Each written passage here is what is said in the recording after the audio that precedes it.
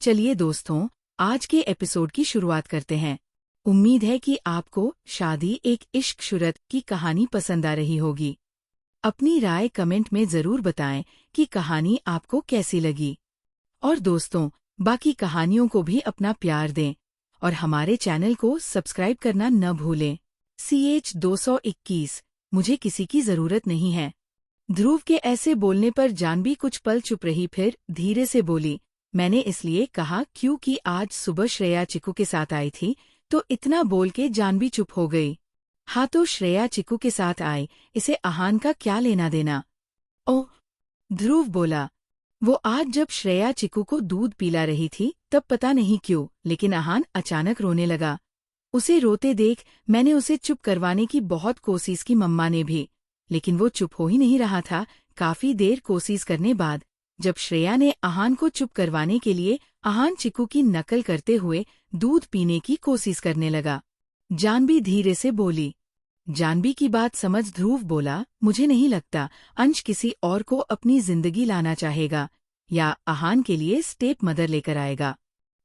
लेकिन ध्रुव जी, अंश की अभी एज ही क्या है, सारी जिंदगी वो ऐसे अकेले तो नहीं काट सकता। हर इंसान को एक पार्टनर की जरूरत होती ही। अंश और आहान को भी एक ऐसी लेडी की जरूरत थी जो दोनों को संभले। यू मीन अंश शादी कर ले? ध्रुव बोला। वही। ध्रुव की बात सुन जानवी अपना सर धीरे से हाँ में हिला देती है। आगे। नेक्स्ट मॉर्निंग पूरा बालिया परिवार ना जाने कितने दिनों बाद इस वक्त एक साथ बैठ के ब्रेकफास्ट कर रहा था। जानवी अंश और आहान को भी अपने साथ नीचे लेकर आई थी। आहान ने आज yellow T-shirt with black pant और व्हाइट शू पहने हुए थे। वो दिखने में बहुत ही ज्यादा क्यूट और गोलू मोलू था। उसपे ये कपड़े बहुत ही ज्यादा जच रहे थे। सुजाता जी आहान को प्यार से लड्डू भी बुलाया करती थी। वही आहान सुजाता के लड्डू बुलाने पर बहुत खुश होता था। अंश आहान को अपने पास बेबी स्टिंग स्टैंड पर बैठा के सेलेक खिलाने की कोशिश कर रहा था, जो उसने कुछ दिन पहले ही स्टार्ट किया था, लेकिन बेचारा उसे खिला ही नहीं पा रहा था। अंश जैसे ही आहान को खिलाने की कोशिश करता, आहान खेल समझ के अपने हाथ और खुद उछलने लगता, जिसे अंश का सारा सिरेलेक नीचे गिर जाता। आहान के बार बार ऐसे करने पर अंश उसके गालों को सहला के प्यार से बोला, आहान बच्चे ऐसा नहीं करते डैडी, आप खिला रहे हैं तो आप खा क्यों नहीं रहे? अंश के ऐसे बात करने पर आहान और खिलखिला के हंसने लगा, जिसे देख अंश के होठों पर भी स्माइल आ गई। वही टेबल पर बैठे सभी लोग अंश और आहान को देख रहे थे। तभी जानवी अपनी जगह से उठ के आहान के पास वाली शीट पर बैठ के बोली, लाओ मुझे 2 में खिलाती हो। जानवी को देख अंश सेरेलेक का बाउल जानवी को देता है। जानवी बाउल लेकर आहान से बातें करते हुए उसे एक एक स्पून से उसे सेरेलेक खिलाने लगी। जानवी के हाथ से आहान को सेरेलेक खाते देख अंश मुस्कुरा दिया और अपना ब्रेकफास्ट करने लगा। अंश अभी खा ही रहा था कि सुजाता जी की आवाज उसके कानों में पड़ी। अंश। अपनी माँ की आवाज सुन अंश अपना सर घुमा के अपनी माँ की तरफ देखता है, जो बहुत सीरियसली उसे देख रही थी। यस मॉम, अंश बोला। मुझे तुमसे कुछ बात करनी है, मेरे साथ रूम में आओ। इतना बोलते हुए सुजाता जी बिना ब्रेकफास्ट किए उठ के अपने कमरे की तरफ बढ़ गई। वही सुजाता जी को ऐसे जाते देख अंश एक नज़र सभी को देखकर उठ के उनके पीछे चला गया। करीब आधे घंटे बाद सुजाता जी के कमरे का डोर ओपन हुआ और अंश अपनी लाल आंखों के साथ तेज कदमों से उनके कमरे के बाहर आया और बिना किसी की तरफ देखे ऊपर अपने कमरे की तरफ बढ़ गया। वही अंश को ऐसे जाते देख ध्रुव एक नज़र जानवी को देखता है और उसके पास से उठ के सुजाता जी के कमरे की तरफ बढ़ जाता है। ध्रुव को सुजाता जी के कमरे में जाते देख जानवी भी आहान को अपनी गोद में लेकर उसके पीछे चल दी। महेंद्र जी भी उनके साथ थे। ध्रुव, जानवी, महेंद्र जी तीनों जब कमरे में आए, उन्होंने देखा सुजाता जी रूम में डली चेयर पर बैठी रो रही थी। सुजाता जी को रोते देख ध्रुव जल्दी से आगे बढ़ के उनके सामने अपने घुटनों के बल बैठ के उनका चेहरा अपने हाथों में भरते हुए बोला, मॉम आप रो क्यों रही हो? वो नहीं माना ध्रुव और ना ही मानेगा। वो संजना के अलावा किसी को अपनी जिंदगी में नहीं चाहता। सुजाता जी ध्रुव के गले लगते हुए रो के बोली, सुजाता के गले लगने पर ध्रुव भी अपने हाथ उनकी बैक पर रख उन्हें हग करते हुए बोला, पहले आप शांत हो जाइए मॉम। वो मानेगा, उसे हम सब समझेंगे कि आहान को उसकी माँ की जरूरत है, वो अकेले उसे नहीं पाल सकता। आप प्लीज रोना बंद कीजिए, आपकी तबीयत खराब हो जाएगी। वो नहीं मानेगा ध्रुव, उसने साफ साफ मना कर दिया, वो शादी नहीं करेगा। सुजाता जी वापस रोते हुए बोली। सुजाता जी को ऐसे रोते देख ध्रुव की आंखों में भी आंसू आ गए। वो एक नजर जानवी को देखता ही, जो अपने आंसू पोंछ रही थी। ध्रुव ने आज सुबह ही सुहाता जी से अंश की शादी के बारे में बात की ही, जिसके चलते उन्होंने अंश से शादी की पूछ ली। थोड़ी देर तक सुजाता जी को समझा बुझा के ध्रुव उन्हें बेड पर आराम से लेटा के रेस्ट करने को बोलता है। महेंद्र जी उनके पास ही रुके थे। ध्रुव और जानवी सुजाता जी कमरे से बाहर निकल के अंश के कमरे की तरफ बढ़े। वो दोनों जब अंश के कमरे में पहुंचे, उन्होंने देखा अंश बेड के नीचे उसे टेक लेकर बैठा संजना की एक फोटो फ्रेम को अपने गले से लगा के रो रहा था। अंश को रोता देख ध्रुव और जानवी, जिसके हाथों में आहान था, वो अंदर आके अंश के सामने बैठ गए। ध्रुव अंश के सामने आके धीरे से अपना एक हाथ उसके कंधे पर रहता है। वही अंश जो तब से रोए जा रहा था, किसी का हाथ अपने कंधे पर महसूस कर वो अपना सर उठा के सामने देखता है, जहां ध्रुव उसे ही देख रहा था। ध्रुव को अपने सामने देख अंश भावुक हो गया और एकदम से आगे बढ़ के ध्रुव के गले से लग के रोते हुए बोला, भाई आप मॉम को समझाइए ना, वो चाहती है मैं शादी कर लूं और संजना को भूल जाओ। आप ही बताइए भाई, मैं ऐसा कैसे कर सकता हूँ? ये तो संजना के साथ चीटिंग होगी।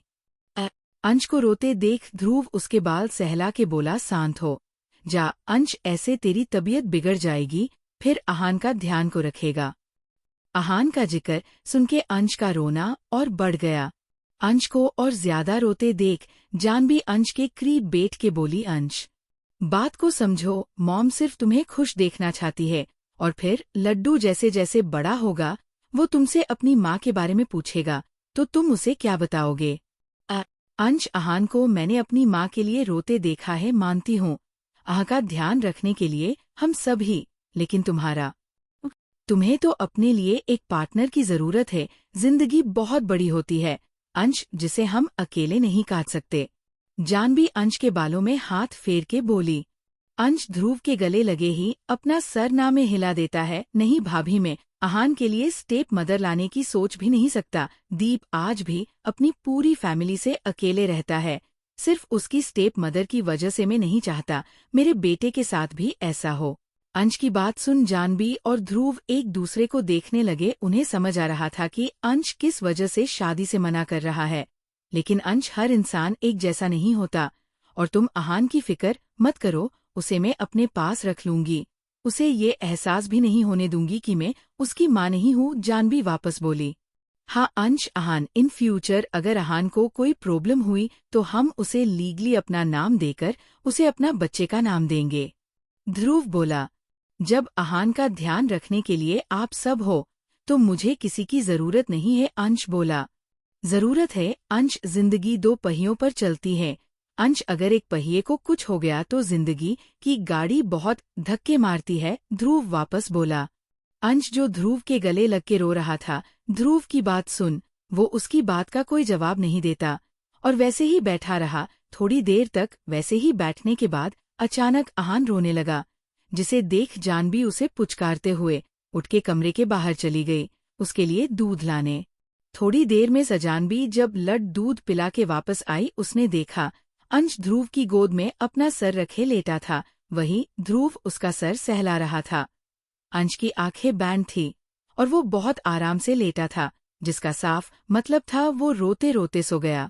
अंश को ऐसे ध्रुव की गोद में सर रख के सोता देख जानवी ध्रुव को देखती है, जो उसे आंखों से शांत रहने का इशारा करता है।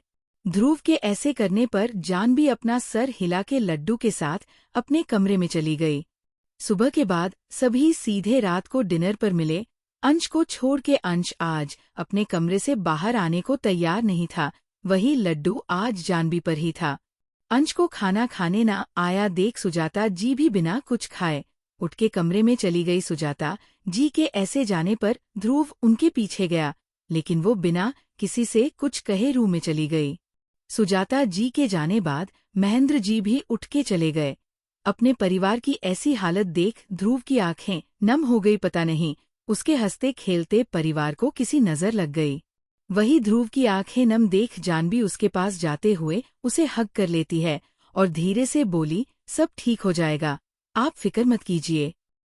जानवी के ऐसे हग करने पर ध्रुव अपना सर उसके गले में छुपाते हुए उम्मीद करता हूँ सब पहले की तरह नॉर्मल हो जाए, बोला। थोड़ी वैसे ही खड़े रहने के बाद ध्रुव सुजाता जी के लिए और जानवी अंश के लिए डिनर लेकर अलग अलग उनके कमरे में गए। जानवी के साथ लड्डू भी थी। अंश का कमरा। जानबाई जब अंग के कमरे में आई उसने देखा पूरा कमरा खाली थी। वो खाने की प्लेट टेबल पर रख अंश को इधर उधर देखने लगी। वो अंश को ढूंढते हुए बालकनी की तरफ गई, जहां अंश रेलिंग के पास खड़ा खुले आसमान में चमक रहे तारों को देखते हुए सिगरेट के कस ले रहा था। अंश। जानवी अंश के पीछे खड़ी होके बोली। जानवी की आवाज सुन अंश पलट के पीछे देखता है और जानवी को देखकर वो जल्दी से अपने हाथ में पकड़ी सिगरेट को नीचे फेंक के पैर से मसल के बोला, भाभी आप कुछ काम था? आहान आपको परेशान कर रहा ही क्या? नहीं, मेरा लड्डू भला मुझे क्यों परेशान करने लगा? वो तो बहुत सीधा बच्चा है। हाँ, कभी कभी रोता ही, लेकिन परेशान नहीं करता। और तुम बाहर क्यों खड़े हो? डिनर नहीं करना? चलो मैं तुम्हारे लिए डिनर लाई हूँ, जानवी मुस्कुरा के बोली। भाभी आज मन नहीं है कुछ खाने का, मुझे जब भूख लगेगी तो मैं खुद किचन से खा लूंगा, अंश मना करते हुए बोला। अरे ऐसे कैसे, भूख नहीं है, इधर आओ मेरे साथ। इतना बोलते हुए जानवी अंश का हाथ पकड़ के अपने साथ रूम के अंदर लाकर उसे सोफे पर बैठा देती है और खाने की प्लेट उसके सामने सरकाते हुए बोली, खाओ, सुबह से कुछ नहीं खाया तुमने? भाभी सच में? अंश इतना बोलते हुए जानवी की तरफ देखता ही, जो उसे आंख दिखा रही थी। जानवी को खुद की तरफ गुस्से से घूरते देख अंश बेमन से प्लेट अपनी तरफ लेकर उसे खाना खाना शुरू करता है। वही अंश को खाना खाते देख जानवी मुस्कुरा दी। अंश प्लेट से थोड़ा बहुत खा के उसे नीचे रख देता है और पानी पाइक जानवी की तरफ देखता ही, जो लड्डू के साथ खेल रही थी।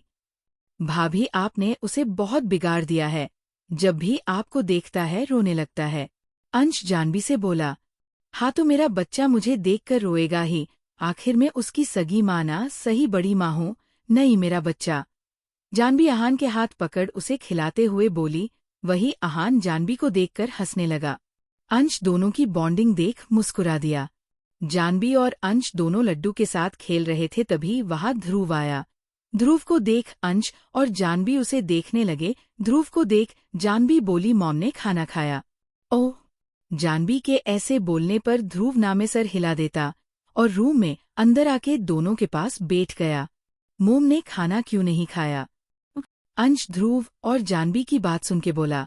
उन्हें तेरी और आहान की फिक्र होती है अंश, इसलिए वो तुझे शादी करने को बोल रही है, मानता हूँ। राज को देखकर तू नहीं चाहता आहान के लिए स्टेप मदर आए, लेकिन क्या तुझे मॉम पर भरोसा नहीं है? वो तेरे लिए या आहान के लिए ऐसी लड़की नहीं चुनेगी जो तुम दोनों को दूर करे। ध्रुव वापस अंश को समझाते हुए बोला। लेकिन भाई, जब मुझे शादी करनी ही नहीं है तो फिर मॉम क्यों चाहती है मैं शादी कर लूं? आहान के लिए मैं हूँ, आप लोग हो, फिर क्या जरूरत है किसी से शादी करने की? अंश बोला। लेकिन मॉम इस बात को समझने के लिए तैयार नहीं है। सुबह से ना कुछ खाया है ना कुछ पिया है, तेरे बारे में सोच सोच के उनकी तबीयत खराब रहने लगी है। अंश तू क्यों नहीं सुन रहा मोम की बात? लेकिन भाई, बस अंश बहुत हो गई तेरी मनमानी। अभी नीचे जाके के मॉम को डिनर खिला, जैसे भी बस मॉम को कुछ खिला ताकि वो अपनी मेडिसिन ले सके। ध्रुव अपनी जगह से उठ के बाहर जाते हुए बोला। ध्रुव का बात सुन अंश से कुछ बोला ही नहीं गया, वो बस अपना सर झुका के रह गया। थोड़ी देर वैसे ही बैठने के बाद अंश उठ के नीचे सुजाता जी के कमरे में गया, जहां उसने देखा महेंद्र जी अपने हाथों में खाने की प्लेट लिए सुजाता जी को खाना खिलाने की कोशिश कर रहे थे, लेकिन सुजाता जी खाने को तैयार नहीं थी। मॉम, अंश अंदर आते हुए धीरे से बोला। अंश की आवाज सुन सुजाता जी एक नजर उसे देख अपना चेहरा फेर लेती है। वही अंश धीरे से चल के सुजाता जी के पास जाके खड़ा हो गया और अपनी नम आंखों से बोला, आप क्यों जिद कर रही हो? CH 222 मेरी पत्नी बनने की कोशिश नहीं करेगी। बस अंश बहुत हो गई, तेरी मनमानी अभी नीचे जाके के मॉम को डिनर खिला, जैसे भी बस मॉम को कुछ खिला ताकि वो अपनी मेडिसिन ले सके। ध्रुव अपनी जगह से उठ के बाहर जाते हुए बोला। ध्रुव का बात सुन अंश से कुछ बोला ही नहीं गया, वो बस अपना सर झुका के रह गया। थोड़ी देर वैसे ही बैठने के बाद अंश उठ के नीचे सुजाता जी के कमरे में गया, जहां उसने देखा महेंद्र जी अपने हाथों में खाने की प्लेट लिए सुजाता जी को खाना खिलाने की कोशिश कर रहे थे, लेकिन सुजाता जी खाने को तैयार नहीं थी। मॉम, अंश अंदर आते हुए धीरे से बोला। अंश की आवाज सुन सुजाता जी एक नजर उसे देख अपना चेहरा फेर लेती है। वही अंश धीरे से चल के सुजाता जी के पास जाके खड़ा हो गया और अपनी नम आंखों से बोला, आप क्यों जिद कर रही हो? आगे क्यों जिद करने का पूरा ठेका तुम लोगों ने लेकर रखा है। जो अपनी हर बात मनवाने के लिए तुम जिद कर सकते हो, तो मैं भी करूंगी। सुजाता जी अपना चेहरा फेर के नाराजगी से बोली। मॉम, आपकी जिद किसी की जिंदगी बर्बाद कर देगी और मैं नहीं चाहता मेरी वजह से किसी की जिंदगी खराब हो। प्लीज मॉम, जिद छोड़ दीजिए और डिनर कर लीजिए। अंश बोला। महेंद्र जी, इसे बोलिए ये चला जाए यहाँ से, ये अब इतना बड़ा हो गया कि ये अपनी माँ की एक छोटी सी इच्छा पूरी नहीं कर सकता।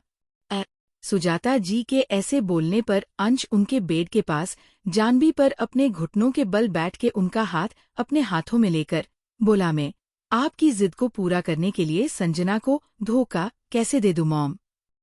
प्यार करता हूँ उसे और हमेशा करता रहूंगा। जब मेरा दिल पहले ही किसी और का हो चुका है, मैं किसी और से कैसे शादी कर लूं? मुझे नहीं मालूम, ना ही मुझे तुझसे कोई बात करनी है। तुम अब बड़े हो गए हो, अब मेरी बात क्यों मानोगे? मैं जियो या मरूं, तुझे क्या फर्क पड़ता है? सुजाता जी बोली। मॉम, प्लीज ऐसी बात मत कीजिए, आपके सिवा अब मेरा है ही कौन? अगर आपको कुछ हो गया तो मैं कभी खुद को माफ नहीं कर पाऊंगा। अंश सुजाता जी की बात सुन जल्दी से बोला, अगर तू चाहता है मैं ऐसा कुछ ना बोलूं तो शादी कर लें। सुजाता जी बोली।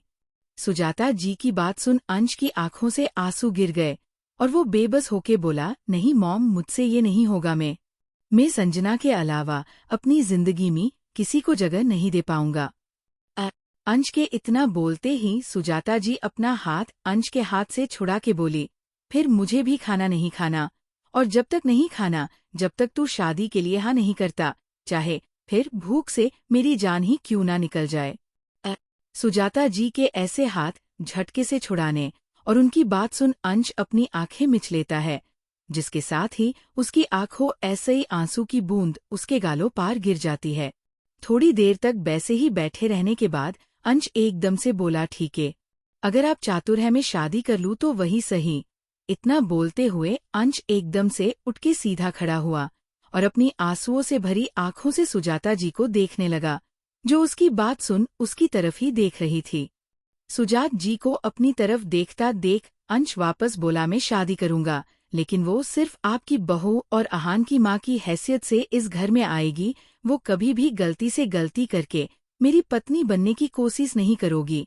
अगर कोई लड़की इस बात के लिए राजी होती है तो ही मैं उसे शादी करूंगा। आपको मेरी कसम, आप बिना किसी नाटक के खाना खा लीजिए। इतना बोलते हुए अंश बिना एक पल गवाए उनके कमरे के बाहर निकल गया। वही सुजाता जी और महेंद्र जी बस उसे जाते देखते रह गए। सुजाता, तुम अंश पर शादी का दबाव बना के किसी लकड़ी की जिंदगी खराब मत करो। अंश ने साफ साफ मना कर दिया है, वो किसी भी लड़की को अपनी पत्नी होने का अधिकार नहीं देगा। ऐसे में मुझे नहीं लगता हमें उसकी मर्जी के खिलाफ उसकी शादी करनी चाहिए।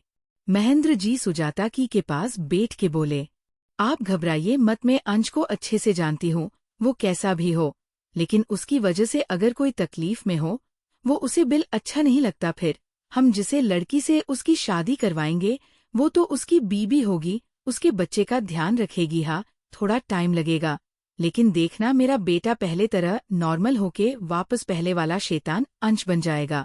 इतना बोल के सुजाता जी हल्के से मुस्कुरा दी। वहीं महेंद्र जी अपना सर हाँ में हिला के उन्हें खाना खिलाने लगे। दूसरी तरफ अंश सुजाता जी के कमरे से निकल के घर के बने मिनी बार में चला गया। उसने इस वक्त एक बोतल को अपने मुंह से लगा रखा था, जिसे वो कुछ ही सेकंड में खत्म करके फर्श पर पूरी दम से पटक देता है, जिसके साथ ही उस बोतल के टुकड़े टुकड़े हो जाते हैं। उस बोतल को फेंकने के बाद अंश दूसरी बोतल लेकर उसे पीने लगा। कम से कम आधी बोतल पीने के बाद अंश वही डले सोफे पर एकदम से बैठ गया और अपनी मींच लेता है, जिसके साथ ही उसकी आंखों से आंसू लुढ़क जाते हैं। मुझे माफ कर देन सना, मैं मजबूर था। अगर शादी के लिए हाँ नहीं करता, मॉम खाना नहीं खाती, और अगर वो खाना नहीं खाती तो उनकी तबीयत बिगड़ जाती। मैं उसके सामने मजबूर था। मुझे माफ कर देना, उम्मीद करूंगा तुम मेरी हालत समझ रही होगी। अंश अपनी आंखें मीचे धीरे से खुद से बोला।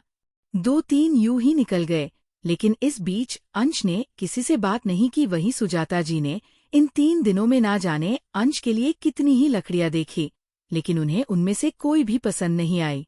आज सुजाता जी पंडित जी के साथ हॉल में बैठी हुई थी। पंडित जी उन्हें एक लड़की का फोटो देते हुए बोले, ये देखिए जैसी आप चाहती है, ये बिल्कुल वैसी है, एकदम सीधी, सुशील और समझदार। सुजाता जी पंडित के हाथ से वो फोटो लेकर देखने लगी। ये फोटो एक 22 से 23 साल की लड़की दिखने में सुंदर, गोरी, भूरी और बहुत शांत दिख रही थी। फोटो को देखते ही सुजाता जी के चेहरे पर मुस्कान आ गई। हमें ये लड़की पसंद आई। ये कौन है और इसकी फैमिली में कौन कौन है? सुजाता जी बोली, जी इसका नाम ज्योति है, बहुत संस्कारी लड़की है। इसका एक छोटा भाई है, पिता है। माँ जब ये 10 साल की थी तभी दुनिया छोड़ के चल बसी। पंडित जी बोले। पंडित की बात सुन सुजाता जी अपना सर हिला देती है। तभी जानवी आहान को अपनी गोद में लिए नीचे आई और सुजाता जी के पास बैठ गई। सुजाता जी जानवी को आया देख उसे ज्योति का फोटो दिखाती है, जिसे देख जानवी बस हल्के से मुस्कुरा दी। थोड़ी देर में पंडित जी चले गए। सुजाता जी अब बस अंश का वेट कर रही थी, ताकि अंश को फोटो दिखा के बाद आगे बढ़ा सके। शाम के करीब 5 बजे अंश थका हारा सा ऑफिस से वापस आके सीधा ऊपर जाने लगा। तभी उसे कानों में सुजाता जी की आवाज पड़ी।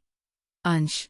सुजाता जी की आवाज सुन अंश अपनी जगह पर रुक गया और अपना सर घुमा के पीछे देखता है, जहां सुजाता जी उसके पास आते हुए बोली, मुझे तुम्हें कुछ दिखाना है।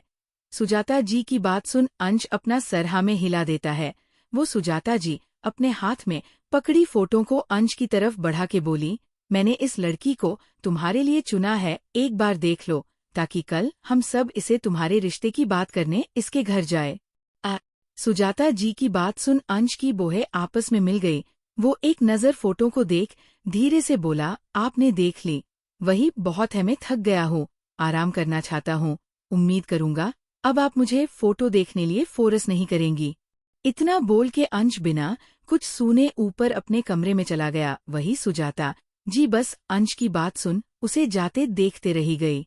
नेक्स्ट मॉर्निंग सुजाता जी ने आज अंश को अपनी कसम देकर अपने साथ ज्योति के घर चलने को तैयार किया था।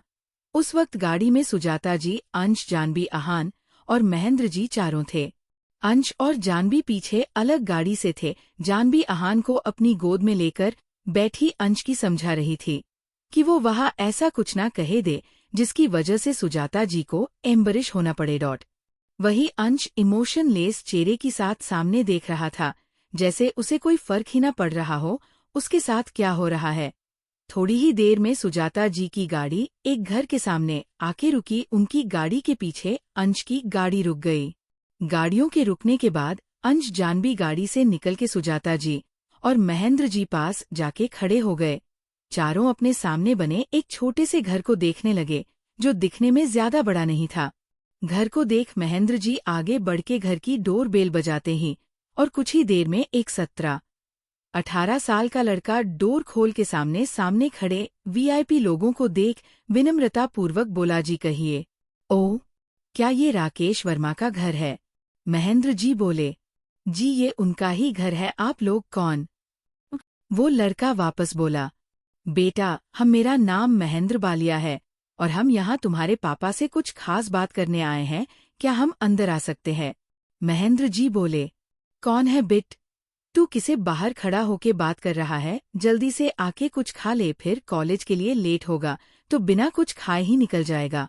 अंदर से एक लड़की की प्यारी सी आवाज सभी के कानों में पड़ी। वही अपनी बहन की आवाज सुन वो लड़का बोला, हाँ दीदी आया, वो पता नहीं कुछ लोग आए हैं बोल रहे हैं, पापा से काम है। अपने भाई की बात सुन ज्योति जल्दी से बाहर आते हुए उसे साइड करके बाहर खड़े सुजाता जी, महेंद्र ही जानबी अंश आहान को देखती है, जो अपनी उंगलियों से खेल रहा था।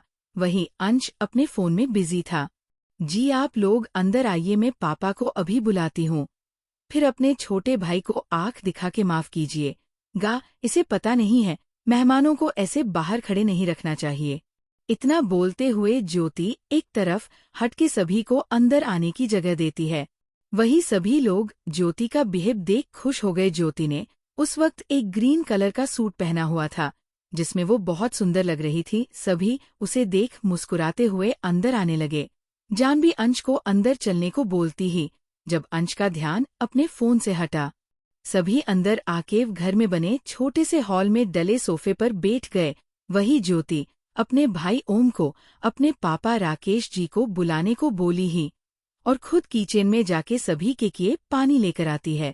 वो सभी को मुस्कुराते हुए पानी देती है, लेकिन अंश जो अपने फोन में बिजी थी उसने ज्योति की ट्रे से पानी नहीं लिया। वही अंश के पानी ना लेने पर ज्योति को बहुत अजीब लगा और वो एक नज़र उसे देख वापस किचन में चली गई। ज्योति के जाते ही राकेश जी नीचे आए और बालियास को देख वो जल्दी से उनके सामने खड़े होते हुए बोले, सर आप, अगर आपको मुझसे कोई काम था तो मुझे बुला लिया होता, आपने यहाँ आने की तकलीफ क्यों की? राकेश जी की बात सुन महेंद्र ही उन्हें अपने पास बैठने का इशारा करते हैं, जिसे समझा राकेश जी उनके पास बैठ गए। राकेश, ये तुम्हारा घर है, मुझे नहीं मालूम था कंपनी छोड़ने के बाद तुम मुझे ऐसे मिलोगे। महेंद्र जी बोली, जी सर, उस वक्त हालत ही ऐसे बन गए थे कि मुझे वो जॉब छोड़नी पड़ी, लेकिन आज पास अचानक कोई बात। राकेश जी बोले, हाँ वो मैं। महेंद्र जी इतना ही बोल पाए थे तभी ज्योति सभी के लिए चाय लेकर बाहर आई और सभी को चाय देती है, लेकिन इस बार भी अंश अपने फोन में लगा हुआ था और उसने चाय नहीं ली, जिसे देख ज्योति की बूहें आपस में मिल गई। वो खुद से बोली, बड़ा अजीब इंसान है, जब से आया है फोन में ही घुसा है। इतना सोच के ज्योति चाय की ट्रे टेबल पर रख अपने भाई ओम के पास जाके खड़ी हो गई। जी सर, कहिए आप क्या कह रहे थे? राकेश जी वापस बोले, वो मैं तुम्हारी बेटी ज्योति को हाथ अपने छोटे बेटे अंश के लिए मांगने आया हूँ। उम्मीद करूंगा तुम मुझे निराश करके वापस नहीं भेजोगे। इतना बोले कि महेंद्र जी चुप हो गए। वहीं उनकी बात सुन ज्योति की आंखें बड़ी हो गई और वो जल्दी से सभी के पास से किचन में चली गई। वही राकेश जी आंखें बड़ी बड़ी किए महेंद्र जी को देखने लगे। क्या आप मेरी बेटी का हाथ अपने बेटे के लिए? इतना बोल के वो चुप हो गए। हाँ, हमें तुम्हारी बेटी अपने बेटे के लिए बहुत पसंद आई और मैं चाहता हूँ कि ज्योति ही हमारे घर की छोटी बहू बनके मेरे घर आए। महेंद्र जी खुश होके बोले। महेंद्र जी की बात सुन राकेश जी के चेहरे पर परेशानी के भाव दिखने लगे, जिन्हें पढ़ के सुजाता जी बोली, क्या हुआ भाई साहब, कोई प्रॉब्लम है? सुजाता जी के ऐसे पूछने पर राकेश जी धीरे से बोले, नहीं, वो इतना बोल के राकेश जी चुप रह गए। अगर कोई बात है तो आप हमें बता सकते हो, हमें आपकी बात का बिल्कुल बुरा नहीं लगेगा। नहीं, वो मैं ऐसे कैसे ज्योति से बात किए बगैर? कुछ इतना बोल के राकेश जी वापस चुप हो गए। वही उनकी बातों में छुपी हिचकिचाहट को देख के सुजाता जी बोली, कोई बात नहीं, अगर आप ज्योति से बात करना चाहे हो तो आप बात कर लीजिए। सुजाता जी की बात सुन राकेश जी अपना सर हाँ में हिला के उठ के किचन में चले गए, जहाँ ज्योति अपना चेहरा दूसरी तरफ किए खुद को बिजी दिखाने का नाटक कर रही थी। ज्योति, राकेश जी बोले, जी पापा। ज्योति बिना उनकी तरफ देखे बोली, तुमने उनकी बातें तो सुन ही ली होगी, वो तुम्हारे लिए अपने छोटे बेटे का रिश्ता लेकर आए हैं। Untitled chapter. महेंद्र जी की बात सुन राकेश जी के चेहरे पर परेशानी के भाव दिखने लगे, जिन्हें पढ़ के सुजाता जी बोली, क्या हुआ भाई साहब, कोई प्रॉब्लम है? सुजाता जी के ऐसे पूछने पर राकेश जी धीरे से बोले, नहीं, वो इतना बोल के राकेश जी चुप रह गए। अगर कोई बात है तो आप हमें बता सकते हो, हमें आपकी बात का बिल्कुल बुरा नहीं लगेगा। नहीं वो मैं ऐसे कैसे ज्योति से बात किए बगैर। कुछ इतना बोल के राकेश जी वापस चुप हो गए। वही उनकी बातों में छुपी हिचकिचाहट को देख के सुजाता जी बोली, कोई बात नहीं, अगर आप ज्योति से बात करना चाहे हो तो आप बात कर लीजिए।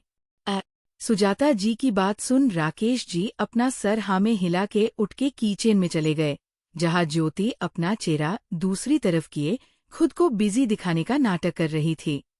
ज्योति, राकेश जी बोले। जी पापा। ज्योति बिना उनकी तरफ देखे बोली, तुमने उनकी बातें तो सुन ही ली होगी, वो तुम्हारे लिए अपने छोटे बेटे का रिश्ता लेकर आए हैं। आगे अपने पापा की बात सुन ज्योति धीरे से अपना सर हाँ में हिला देती है। ज्योति के ऐसे सर हिलाने पर राकेश जी थोड़ी देर चुप रहे, फिर धीरे से आगे आके ज्योति के सर पर हाथ रख के बोले, अगर तुम नहीं चाहती ये रिश्ता करना तो मैं तुम पे बिल्कुल दबाव नहीं डालूंगा, तुम्हारी मर्जी में ही मेरी मर्जी है। राकेश जी की बात सुन जानवी, जिसकी आंखें पहले ही झिलमिला रही थी, एक आंसू की बूंद उसकी आंख से गिर के उसके गाल पर आ गई, जिसे वो जल्दी पोंछ के खुद को थोड़ा शांत करके धीरे से बोली, आप मेरे लिए जो फैसला लेंगे वो मुझे मंजूर होगा पापा। आखिर माँ के जाने के बाद आपने ही हमारी जिंदगी के सारे फैसले लिए हैं, तो आज मैं आपका वो हक कैसे छीन लूं। ज्योति की बात सुन राकेश जी मुस्कुरा दिए और उसके सर पर थपथपाते हुए बोला, मेरे बच्चे, ये फैसला तेरी जिंदगी का है, इसलिए तू अपना फैसला बता, मैं उन्हें हाँ करूँ या ना। आपको जो सही लगे वही कीजिए, अब आप बाहर जाइए, बाहर मेहमान क्या सोच रहे होंगे, उन्हें ऐसे अकेले छोड़ के आप यहाँ खड़े हो। ज्योति बिना उनकी तरफ पलटे उन्हें बाहर जाने को बोलती है।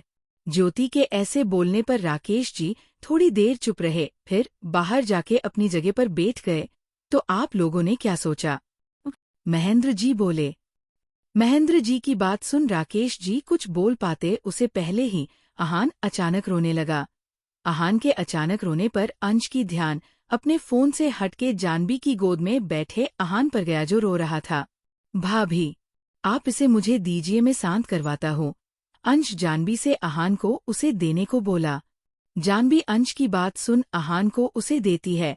वही अंश आहान को अपनी गोद में लेकर उठ के इधर उधर घूमने लगा, लेकिन आहान चुप ही हो रहा था। आहान को चुप होते ना देख जानवी उठ के आहान को अंश से लेती है, शायद इसे भूख लगी है। जानवी बोली। जानवी की बात सुन राकेश जी जल्दी से बोले, बेटा आप बच्चे को लेकर ज्योति के कमरे में चली जाइए, वहां आप आराम से इसे दूध पिला पाओगी। 1 मिनट ज्योति। ज्योति। राकेश जी ज्योति को आवाज देते हुए बोले। वही ज्योति अपने पापा की आवाज सुन किचन से जल्दी से बाहर आई और अपना सर झुका के बोली, जी पापा। बेटा इन्हें लेकर अपने कमरे में चली जाओ। अपने पापा की बात सुन ज्योति जानवी की गोद में रो रहे गोलू मोलू आहान को देखती है, जो अपनी आंखों से मोटे मोटे आंसू गिरा रहा था। आइए, ज्योति जानवी को अपने साथ चलने को बोलती है और खुद आगे होके सीढ़ियों से ऊपर की तरफ चल देती जानवी उसके पीछे पीछे चली जाती है। जानवी के जाने के बाद सभी वापस बैठ के बात करने लगे। राकेश, तुम मुझे कुछ जवाब दो, उसे पहले मैं तुम्हें कुछ बताना चाहता हूँ। महेंद्र जी राकेश जी कुछ बोलने से पहले बोले। जी सर कहिए। राकेश जी बोले। राकेश जी की बात सुन महेंद्र जी एक नज़र सुजाता जी को देखकर बोले, वो अंश का पहले से एक बच्चा है क्या? महेंद्र जी बात सुन राकेश जी एकदम से खड़े होके बोले। वही उनके ऐसे खड़े होने पर महेंद्र जी और सुजाता जी भी खड़े हो गए, लेकिन उनके पास बैठा अंश अब भी अपने फोन में बिजी था। उसे अपने आस पास हो रही एक्टिविटीज से जैसे कोई फर्क ही नहीं पड़ रहा था। राकेश, पहले मेरी पूरी बात सुन लो, मुझे पता है तुम्हारा ऐसे चौंकना लाजमी है, पहले तुम बैठे। इतना बोलते हुए महेंद्र जी राकेश जी सोफे पर बैठा देते और उन्हें अंश और संजना की कहानी बताते हैं। वही ऊपर जानवी ज्योति के पीछे पीछे उसके कमरे में जाती है। ज्योति का कमरा ज्यादा बड़ा नहीं था, लेकिन सिंगल पर्सन के लिए काफी था। उस कमरे में एक छोटा सा बेड, फर्नीचर और अटैच बालकनी थी। जानवी उस पूरे कमरे को देखती है, जिसमें काफी सारी फोटोज भी लगी थी, जिनमें ज्योति, उसका भाई और उसके पापा की तस्वीरें थी। आप इधर आराम से बैठ के बेबी को दूध पिला सकती है। ज्योति रोते हुए आहान को देखकर बोली। जानवी ज्योति की बात सुन बेड पर बैठ गई और अपने हैंड बेड से एक मिल्क सिपर निकल के आहान को दूध पिलाने लगी। जानवी के आहान को बोतल से दूध पिलाने पर ज्योति उसके पास बैठ के आहान को देखने लगी। दी एक बात कहो आपसे, ज्योति जानवी से धीरे से बोली। वही जानवी जिसका ध्यान आहान पर था वो अपना सर उठा के ज्योति को देखती ही जो स्माइल करते हुए दूध पी रहे आहान को देख रही थी। हाँ कहो, जानवी भी स्माइल करके बोली। आपका बेबी बहुत क्यूट है, एकदम सफेद सफेद रसगुल्ले की तरह गोल मोल, ज्योति आहान के चिक्स को छू के बोली। वही ज्योति की बात सुन जानवी मुस्कुराते हुए बोली, हाँ ये तो है, मेरा बच्चा है तो बहुत क्यूट। क्या मैं इसे अपनी गोद में ले सकती हूँ? ज्योति जानवी की तरफ देखकर बोली। हाँ क्यों नहीं, बस 1 मिनट ये दूध पी ले, जानवी आहान को दूध पिलाते हुए बोली। वही जानवी की हाँ सुन ज्योति खुश हो गई। ज्योति को शुरू से ही बच्चे बहुत पसंद थे, खास करके गोलू मोलू। थोड़ी देर में आहान अपना पेट भरने के बाद जानवी को देखने लगा, जिसे समझ जानवी उसके मुंह से सिपर हटा के उसे अपने कंधे से थोड़ी देर लगा के ज्योति की तरफ बढ़ा देती है। जानवी के आहान को अपनी तरफ बढ़ने पर ज्योति जल्दी से आहान को अपनी गोद में लेकर उसे पुचकारने लगी। वही आहान ज्योति के ऐसे पुचकारने पर अपना मुंह फाड़ के हंस देता, साथ ही अपने हाथ जोर जोर से हिलाने लगा। आहान को ज्योति के साथ खेलते देख जानवी आंखें फाड़े आहान को देख रही थी, क्योंकि आहान भले 6 महीने का एक छोटा बच्चा था, लेकिन आज तक वो किसी अनजान इंसान पर इतनी जल्दी खेलता या हंसता नहीं था। वैसे भी मुझे लगता है आपके बेबी की शकल जरूर आपके हस्बैंड पर गई है, देखिए इसका एक भी फेस फीचर आपसे मिलता जुलता नहीं है। ज्योति आहान को गौर से देखने के बाद जानवी को देख के बोली। वही जानवी जो ज्योति और आहान को देख रही थी। ज्योति की बात सुन वो जल्दी से बोली, नहीं नहीं, ये मेरा बेबी नहीं है, मेरा मतलब ये मेरा बेबी है, लेकिन मैं इसकी मॉम नहीं, बड़ी मॉम हूँ। बड़ी मॉम? जानवी की बात सुन ज्योति कंफ्यूज होने जानवी को देख के बोली, हाँ मैं इसकी बड़ी मोम हूँ और ये अंश का बेबी है। जानवी धीरे से बोली। ओ अंश का बेबी है, लेकिन ये अंश है कौन? ज्योति जानवी की बात सुन नॉर्मली पूछती है। वही जिसका रिश्ता तुम्हारे लिए आया है, मेरा देवर अंश। जानवी बोली। क्या? जानवी की बात सुन ज्योति एकदम से बोली। हाँ, आहान अंश का बेबी है, अंशु और संजना का। जानवी वापस धीरे से बोली। जब उनकी शादी हो चुकी है तो फिर वो दूसरी शादी कैसे कर सकते हैं? ये तो गलत है और आप उन्हें समझाने की बजाय उनके साथ आई हो। ज्योति चौंक के बोली। दूसरी नहीं, पहली। अंश की कभी शादी नहीं हुई। शादी नहीं हुई? तो फिर बच्चा कहाँ से आया? बिना शादी के बच्चा? ज्योति अचंभित होके बोली। नहीं, ऐसा नहीं है, अंश और संजना की एंगेजमेंट हो चुकी थी और सभी बोलते हैं ना, एंगेजमेंट का मतलब आधी शादी होना। बस इनके साथ भी ऐसा ही कुछ हुआ था। दोनों की एंगेजमेंट को 2 साल हो चुके थे, जिसे बीच दोनों एक दूसरे से प्यार करने लगे और प्यार होते ही दोनों इतने करीब हो गए कि संजना प्रेग्नेंट हो गई। लेकिन इस न्यूज के बारे में किसी को भी नहीं पता था, जहां तक कि अंश को भई। वही अचानक संजना इंडिया छोड़ के यूनाइटेड स्टेट्स ऑफ अमेरिका चली गई, ये बोल के उसकी दीदी प्रेग्नेंट है। करीब 8 महीने बाद संजना जब वापस आई तो वो हॉस्पिटल में एडमिट थी। हम सबको वहां जाके पता चला कि संजना अंश के बच्चे की मां बनाने वाली थी और उसे कैंसर था, जिसके चलते आहान को जन्म देने के बाद संजना इस दुनिया से चल बसी। जानवी ज्योति की गोद में बैठ के उनकी बातें सुन रहे आहान के सर पर हाथ फेर के बोली। वही ज्योति को जब ये मालूम चला कि आहान की मां अब इस दुनिया में नहीं रही, उसकी पकड़ आहान पर कसने लगी, साथ ही उसकी आंखों में आंसू आ गए। ज्योति को मालूम था बिना मां के एक बच्चे की लाइफ क्या से क्या हो जाती है। संजना के जाने के बाद अंश ने 2 महीने तक ना किसी से बोलना किसी से बात की, वो सिर्फ आहान के साथ अपने कमरे में अकेले रहता। 2 महीने बाद जैसे तैसे करके हम लोगों ने अंश को वापस पहले की तरह सबसे मिलना मिलाना शुरू किया। तब कहीं जाके अंश थोड़ा नॉर्मल होके हम सबके साथ नॉर्मल बिहेव करने लगा। वो तो अब शादी भी नहीं करना चाहता था, लेकिन मॉम के फोर्स करने और आहान के लिए माँ आ जाए, इसलिए वो शादी के लिए माना है। जानवी ज्योति से बोली। जो अब लड्डू को देख रही थी। वही लड्डू ज्योति के हाथ की उंगलियों से खेल रहा था और उसके हाथ की उंगलियों को बार बार अपने मुंह में डाल के उन्हें चबा रहा था, जिसे देख ज्योति के होठों पर स्माइल आ गई। लगता है आहान को तुम अच्छी लगी, जभी तो देखो कैसे तुम्हारे साथ खेल रहा है। जानवी आहान के गाल खिंच के बोली। वही जानवी की बात सुन ज्योति मुस्कुरा दी। जानवी और ज्योति अभी बात ही कर रहे थे, तभी जानवी के बैग में रखा फोन एकदम से बज उठा। फोन की आवाज सुन जानवी अपना फोन उठा के देखती है, जिसपे लव फ्लैश हो रहा था। ध्रुव का कॉल देख जानवी ज्योति को लड्डू के साथ खेलते देख उठ के कमरे के बाहर चली। वहीं नीचे राकेश जी को भी सारी बात पता चल गई थी। वो अब एकदम शांत होके बैठे हुए थे। उन्हें कुछ समझ ही नहीं आ रहा था कि वो अब महेंद्र ही क्या जवाब दे। अब तक जानवी भी नीचे आ चुकी थी। वही लड्डू ऊपर ज्योति के पास ही था। राकेश, मुझे मालूम है तुम्हें ये जान के बहुत अजीब लग रहा है कि मैं अपने उस बेटे का रिश्ता तुम्हारी बेटी के लिए लाया हूँ, जिसपे पहले से एक बच्चा है, लेकिन मुझे हमारे अंश और आहान के किए ज्योति बहुत पसंद आई है। ज्योति एक बहुत समझदार बच्ची है। वो आहान को कभी ये रियलाइज नहीं होने देगी कि वो उसकी असली माँ नहीं है। मैं तुमसे रिक्वेस्ट करता हूँ, प्लीज मुझे यहाँ से निराश करके मत भेजना। महेंद्र जी बोले। सर प्लीज, आप ऐसे मत बोलिए, आपने हर वक्त मेरी मदद की थी, लेकिन इस बारे मुझे एक बार ज्योति से बात करनी होगी। उसका जो फैसला होगा वही मेरा फैसला होगा। राकेश जी अपना सर झुकाए बोले। वही उनकी बात सुन सुजाता जी महेंद्र जी को देखती है, जिसपे वो अपनी आंखें झपका के उन्हें शांत रहने को बोलते हैं।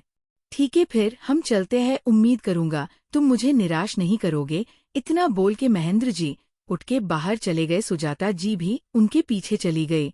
जानवी अंश को ज्योति के पास से आहान को लाने को बोलती। जानवी के ऐसे बोलने पर अंश का मुंह बन गया, लेकिन जानवी उसे भाव नहीं देती, जिसपे अंश को ऊपर जाना पड़ा। वही ऊपर ज्योति इस वक्त बेड के हेडबोर्ड से वटिक के आधी लेटी थी और अपने ऊपर लड्डू को लुटाए थपकी दे रही थी। शायद लड्डू को दूध पीने और खेलने के बाद नींद आने लगी थी, इसलिए ज्योति उसे सुला रही थी। ज्योति ने लड्डू और खुद के ऊपर अपनी चुन्नी डाल रखी थी, जिसमें से दोनों साफ साफ दिख रहे थे। अंश जो लड्डू को लेने आया था, वो बिना किसी नोक के ज्योति के कमरे में घुस आया और सामने बेड पर नजर पड़ते ही अंश अपनी जगह पर रुक गया। वही ज्योति जो लड्डू को सुला रही थी। किसी की आहट पाकर वो अपना सर घुमा के डोर की तरफ देखती है, जहां अंश खड़ा उसे ही देख रहा था। अंश को अपने कमरे में देख ज्योति हड़बड़ा गई और वो लड्डू पर अपने दोनों हाथ कस जल्दी से बेड पर उठ के बैठ गई। इस चक्कर में ज्योति का दुपट्टा जो उसे ढक रहा था, वो उसके ऊपर से हट गया। दुपट्टा गिरते ही अब कहीं जाके अंश को ज्योति साफ साफ दिखी थी। वो जब से यहाँ आया था, उसने एक बार भी ज्योति को नजर उठा के नहीं देता था, लेकिन अभी ज्योति को देख अंश अपनी जगह पर खड़ा रह गया। बड़ी बड़ी हिरनी जैसे सुंदर आंखें, पतली नाक, छोटी सी चिन, नेचुरल रेड लिप्स। ज्योति एकदम पतली पापड़ थी, लेकिन फिर भी वो बहुत खूबसूरत थी। अंश की नजरें ज्योति के चेहरे से होते हुए नीचे लड्डू की तरफ बढ़ी, जो ज्योति के सीने में अपना चेहरा छुपा के आराम से सो रहा था। लड्डू को ज्योति के ऊपर ऐसे सोते देख अंश जल्दी से अपनी नजरें फेर लेता है। वही ज्योति जो लड्डू को लेकर बेड से उठ के खड़ी हो चुकी थी, उसने एक नजर अंश की तरफ देखा, जो अपना चेहरा फेर के खड़ा था। अंश को ऐसे अपना चेहरा दूसरी तरफ करके खड़ा देख ज्योति की बोहें आपस में मिल गई, क्योंकि उसे लगा अंश अब भी उसे एटीट्यूड दिखा रहा था। वही अंश कुछ पल बाद जब अपना सर घुमा के ज्योति की तरफ देखता तो ज्योति बिना अपने दुपट्टे के उसकी तरफ फेस करके खड़ी थी, जिसे देख अंश वापस अपना सर इधर उधर करके अपनी आंखें बंद करके बोला, आर थिंक तुम्हें खट को एक बार आड़ने में देख लेना चाह रहे। CH 224 engagement. अंश को अपने कमरे में देख ज्योति हड़बड़ा गई और वो लड्डू पर अपने दोनों हाथ कस जल्दी से बेड पर उठ के बैठ गई। इस चक्कर में ज्योति का दुपट्टा जो उसे ढक रहा था, वो उसके ऊपर से हट गया। दुपट्टा गिरते ही अब कहीं जाके अंश को ज्योति साफ साफ दिखी थी। वो जब से यहाँ आया था, उसने एक बार भी ज्योति को नजर उठा के नहीं देता था, लेकिन अभी ज्योति को देख अंश अपनी जगह पर खड़ा रह गया। बड़ी बड़ी हिरनी जैसे सुंदर आंखें, पतली नाक, छोटी सी चिन, नेचुरल रेड लिप्स। ज्योति एकदम पतली पापड़ थी, लेकिन फिर भी वो बहुत खूबसूरत थी। अंश की नजरें ज्योति के चेहरे से होते हुए नीचे लड्डू की तरफ बढ़ी, जो ज्योति के सीने में अपना चेहरा छुपा के आराम से सो रहा था। लड्डू को ज्योति के ऊपर ऐसे सोते देख अंश जल्दी से अपनी नजरें फेर लेता है। वही ज्योति जो लड्डू को लेकर बेड से उठ के खड़ी हो चुकी थी, उसने एक नजर अंश की तरफ देखा, जो अपना चेहरा फेर के खड़ा था। अंश को ऐसे अपना चेहरा दूसरी तरफ करके खड़ा देख ज्योति की बोहें आपस में मिल गई, क्योंकि उसे लगा अंश अब भी उसे एटीट्यूड दिखा रहा था। वही अंश कुछ पल बाद जब अपना सर घुमा के ज्योति की तरफ देखता तो ज्योति बिना अपने दुपट्टे के उसकी तरफ फेस करके खड़ी थी, जिसे देख अंश वापस अपना सर इधर उधर करके अपनी आंखें बंद करके बोला, आई थिंक तुम्हें खुद को एक बार आईने में देख लेना चाहिए। आगे अंश के ऐसे बोलने पर ज्योति अपने रूम में लगे मिरर की तरफ अपनी नजरें घुमा के देखती है, जिसके साथ ही उसका चेहरा शर्म से लाल पड़ने लगा, क्योंकि ज्योति के चुन्नी ना लेने की वजह से और आहान जो उसके सीने पर सर रख के सो रहा था, जिसकी वजह से उसका उभर हुआ सीने दब रहा था, जिसे देख जानवी जल्दी से आहान को बेड पर लेटा देती है और खुद अपनी चुन्नी लेकर अच्छे से उसे अपने गले में डाल लेती है। आप यहाँ को कुछ काम। जानवी अंश की तरफ देखकर धीरे से हकला के बोली। उसे अब अंश को फेस करने में शर्म आ रही थी, क्योंकि अगर अंश उसे मिरर में देखने को नहीं बोलता तो वो शायद वैसे ही खड़ी रहती। वही जानवी की आवाज सुन अंश अपना सर घुमा के ज्योति की तरफ देखता है, जो अपना सर झुका के खड़ी थी। भाभी ने कहा था आहान को लाने, उसे ही लेने आया हूँ। इतना बोल के अंश आगे बढ़ के आहान को अपनी गोद में उठा लेता है और उसे ठीक से अपने गले से लगा के बाहर जाने लगा। तभी वो अचानक रुका और बिना ज्योति की तरफ देखे बोला, रिश्ता आया है तुम्हारे लिए, तुम शादी के लिए हाँ करो। उसे पहले एक सच जान लो, आहान मेरा बेटा है और मैं पहले से किसी और से प्यार करता हूँ। अगर तुम ये एक्सेप्ट कर पाओ तो ही शादी के लिए हाँ करना, वरना कहीं पीछे से तुम्हें पछतावा ना हो कि मैंने तुम्हें धोखा दिया। इतना बोले के अंश वहां से चला गया और ज्योति बस उसे जाते देखते रह गई। सभी लोग थोड़ी देर में ज्योति के घर से चले गए। वहीं सभी के जाने के बाद ज्योति नीचे आए, जहां हॉल में उसके पापा और भाई बैठे हुए थे। ओम अपने पापा से साफ साफ मना कर रहा था कि ज्योति की शादी वो किसी कीमत पर अंश के साथ नहीं होने देगा। आखिर अंश के पास पहले से एक बेबी है, ये जानने के बाद भी वो अपनी बहन की शादी ऐसे किसी इंसान के साथ नहीं कर सकता। जानवी जो नीचे आ रही थी, ओम की बात सुन उसके पैर सीढ़ियों पर रुक गए। लेकिन बालिया का बहुत नाम ही बेटा, मैंने उनके साथ 10 साल काम किया है, उन्हें मैं बहुत अच्छे से जानता हूँ। भले अंश का बच्चा है, लेकिन वो ज्योति को बहुत प्यार से रखेंगे। लेकिन पापा दी की मर्जी जाने बगैर आप उन्हें कुछ नहीं बोल सकते। और मुझे मालूम है दी ऐसे किसी इंसान से शादी नहीं करेंगी जो शादी के पहले ही एक बच्चे का बाप बन गया हो। वो लोग अपने बेटे की शादी सिर्फ उसके बच्चे के लिए एक माँ लाना चाहते हैं, जो उसके बच्चे का ध्यान रखें। ओम वापस बोला। ओम की बात सुन राकेश जी कुछ बोलते कि उनके कानों में ज्योति की आवाज पड़ी। पापा। ज्योति की आवाज सुन ओम और राकेश जी अपना सर घुमा के पीछे देखती है, जहां ज्योति खड़ी उन्हें देख रही थी। ज्योति आओ बेटा, मेरे पास बैठो। राकेश जी ज्योति को अपने पास बुलाते हुए बोले। ज्योति अपने पापा के बुलाने पर उनके पास जाके बैठ गई। बेटा, मुझे तुमसे कुछ पूछना था। राकेश जी ज्योति को अपने पास बैठा के बोला। यही कि जिसके लिए मेरा रिश्ता आया है उसके पास पहले से एक बेबी है। ज्योति एकदम से बोली। ज्योति की बात सुन राकेश जी और ओम दोनों चौंक गए। तुम्हें मालूम ही कि अंश का पहले से एक बच्चा है?